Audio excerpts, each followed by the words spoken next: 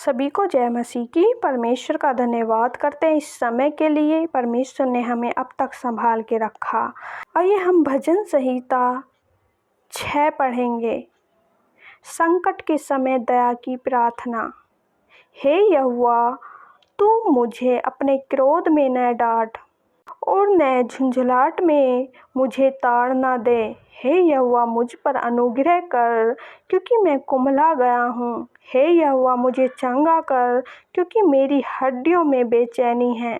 मेरा प्राण भी बहुत खेदित है, पर तू हे यहोवा कब तक? लौट आ हे यहोवा और मेरे प्राण बचा।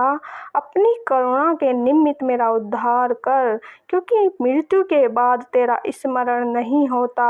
अधोलोक में कौन तेरा धन्यवाद करेगा? मैं कराहते कराहते थक गया। मैं अपनी खाट आंसू से भिगोता हूँ। फिरती रात मेरा बिछौना भीगता है। मेरी आंखें शोक से बैठी जाती हैं और मेरे सब सताने वालों के कारण वे धुंधला गई हैं। हे सब अनर्थकारियों, मेरे पास से दूर हो, क्योंकि यहोवा ने मेरे रोने का शब्द सुन लिया। यहोवा ने मेरा गिड़गिड़ाना सुना है। यहोवा मेरी प्रार्थना को ग्रहण भी करेगा। मेरे सब शत्रु लज्जित होंगे और बहुत ही घबराएंगे। वे लौट जाएंगे और एकाएक लज्जित होंगे। आमीन।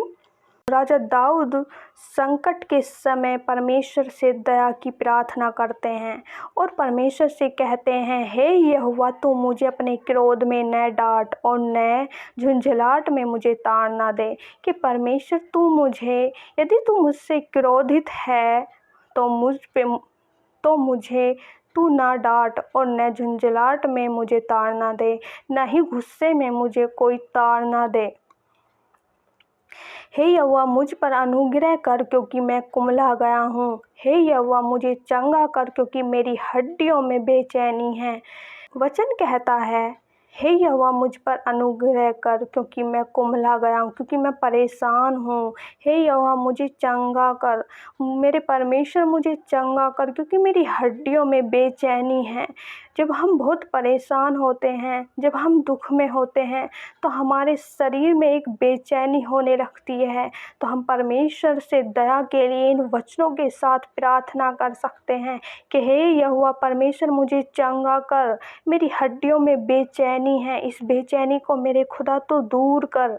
आयत 3 में, मेरा प्राण भी बहुत खेदित है, पर तू हे यहोवा कब तक? लौट आ हे यहोवा और मेरे प्राण बचा। अपनी करुणा के निमित्त मेरा उद्धार कर। यहाँ वचन कहता, मेरा प्राण भी बहुत खेदित है, मतलब मेरे जो अंदर से सांस है वे भी बहुत परेशान हो रही हैं। तू कब तक मेरे परमेश्वर ऐसे देखता रहेगा? लौट आ मेरे परमेश्वर, मेरे पास लौट आ और मेरा प्राण बचा ले। मेरे जीवन को मेरे खुदा बचा ले और अपनी करुणा के निमित्त मेरा उद्धार कर। यदि हमसे कोई भूल हो गई है तो हमें परमेश्वर से गुहार लगानी है कि हे परमेश्वर, हमारे जीवन में लौट आ, कि मेरे प्राण को तू ही बचा सकता है, तू ही मेरा उद्धार करता है। तो परमेश्वर हमारे प्राण को बचाएगा। हालेलुया। आयत 5 में, क्योंकि मृत्यु के बाद तेरा स्मरण नहीं होता, अधोलोक में कौन तेरा धन्यवाद करेगा। यहाँ वचन कहता है, क्योंकि मृत्यु के बाद तेरा स्मरण नहीं होता। यदि आप आज बीमार हो, परेशान हो, तो आपको परमेश्वर से बोलना है, हे परमेश्वर, तू मुझे चंगा कर, तू इन बीमारियों से मुझे छुड़ा। क्योंकि यदि मेरे प्राण निकल गए, मेरी मृत्यु हो गई, तो मृत्यु के बाद तेरा स्मरण कौन करेगा? कौन मेरे परमेश्वर तेरी दोहाई देगा? कौन तुझे परमेश्वर धन्यवाद देगा? क्या हम अधोलोक में जाके परमेश्वर का धन्यवाद कर सकते हैं? नहीं कर सकते। कि आयत 6 में, मैं कराहते थक गया, मैं अपनी खाट आंसुओं से भिगोता हूँ। मेरे प्रिय भाई बहनों, बहुत से मेरे बहन भाई ऐसे हैं जिनके जीवन में ऐसी बीमारियां हैं, जो कराहते हैं। उन दुखों को देख देख कर रातों रोते हैं, अपने बिछौने को गीला करते हैं। यदि आपके जीवन में ऐसी कोई भी परेशानी है, तो आपके आंसू परमेश्वर पोंछने जा रहे हैं। आपके आंसू को परमेश्वर पोंछ डालेंगे। आप परमेश्वर से बोलिए कि परमेश्वर मैं थक गया हूँ, मेरे आंसू नहीं रुकते, आप मेरे आंसू को पोंछें। तो आपके आंसू को परमेश्वर पोंछ डालेंगे। 7 में पढ़ेंगे, मेरी आंखें शोक से बैठी जाती हैं और मेरे सब सताने वालों के कारण वे धुंधला गई हैं। मेरी आंखें रो रो के शोक करते करते बैठी जाती हैं और मेरे सताने वालों के कारण वे धुंधला गई हैं। मैं थक गया हूँ, मेरे यहोवा परमेश्वर, मेरी ये आँख बैठ गई हैं, ये धुंधला गई हैं रोते रोते।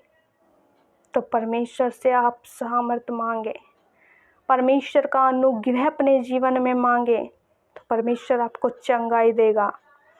हे सब अनर्थकारियों, मेरे पास से दूर हो, क्योंकि यहोवा ने मेरे रोने का शब्द सुन लिया है। हालेलुया। मेरे प्रिय भाई बहनों, आयत 7 में लिखा है, हे सब अनर्थकारी, जो अनर्थ की बातें करने वाले हैं, मेरे पास से दूर हो जाओ, मेरे पास से चले जाओ, क्योंकि मेरे परमेश्वर ने, मेरे यहोवा ने मेरे रोने का शब्द सुन लिया है। कब सुना है?